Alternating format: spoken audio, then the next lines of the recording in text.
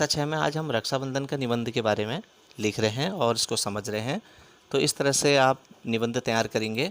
थोड़ा सा मैं इसमें जानकारी देता हूँ।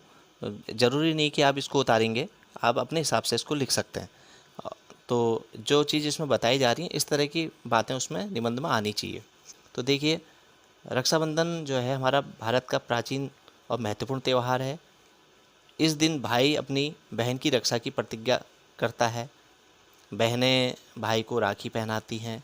रक्षाबंधन का जो त्यौहार है हमारे श्रावण मास की पूर्णिमा को मनाया जाता है। यह त्यौहार को श्रावणी सलूनो आदि नामों से भी पुकारा जाता है। इस पर अनेक कथाएं प्रचलित हैं। तो इसमें कथा यहाँ पर बताई गई है कि एक बार देवताओं और राक्षसों में भयंकर युद्ध छिड़ गया। तो देवताओं का बल घटने लगा। तो ऐसा लगने लगा कि अब देवता हार जाएंगे। तो देवताओं के राजा इंद्र को चिंता काफ़ी हुई। तो इंद्र के गुरु ने विजय के लिए श्रावण मास की पूर्णिमा के दिन इंद्र के हाथ पर रक्षा कवच बांधा। इसके प्रभाव से राक्षस हार गए। कहा जाता है कि तभी से रक्षाबंधन का यह त्यौहार मनाया जाता है। और भी हैं इसके कई कारण।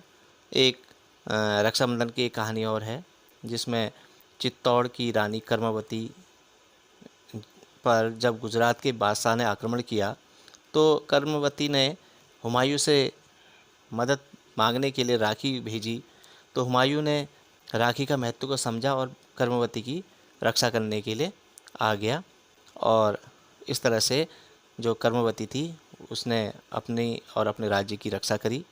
तो वास्तव में रक्षाबंधन का जो त्यौहार है भाई बहन का पावन प्रेम का को प्रकट करता है। इस दिन की तैयारी के लिए बहनें काफ़ी समय पहले से रक्षाबंधन की त्यौहार की तैयारी के लिए पहले से शुरू हो जाती हैं।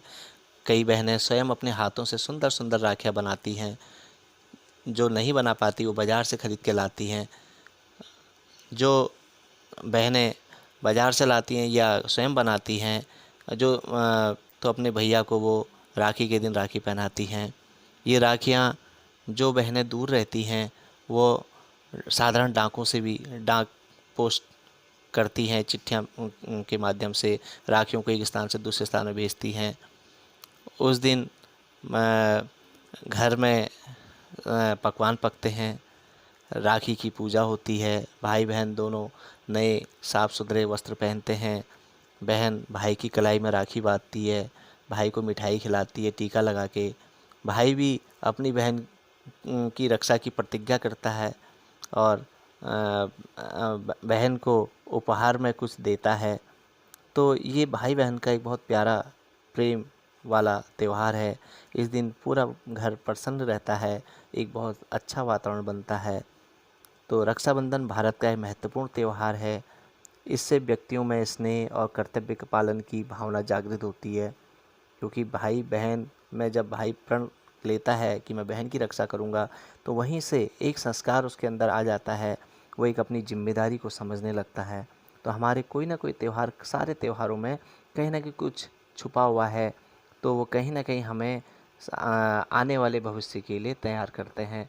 हम सभी इस त्यौहार को पवित्र और शुद्धता को बनाए रखनी चाहिए। तो इस तरह से आप ये निबंध लिखेंगे और इसमें जैसे आप कहानी थी तो उसको एक अलग से पैराग्राफ के रूप में करेंगे और इस त्यौहार का महत्व है तो उसको अलग से बताएंगे।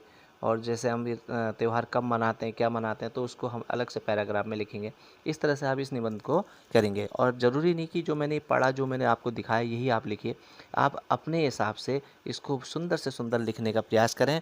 अगर नहीं कर पा रहे हैं तो ये आपके सामने लिखा हुआ है, तब इसको लिखें।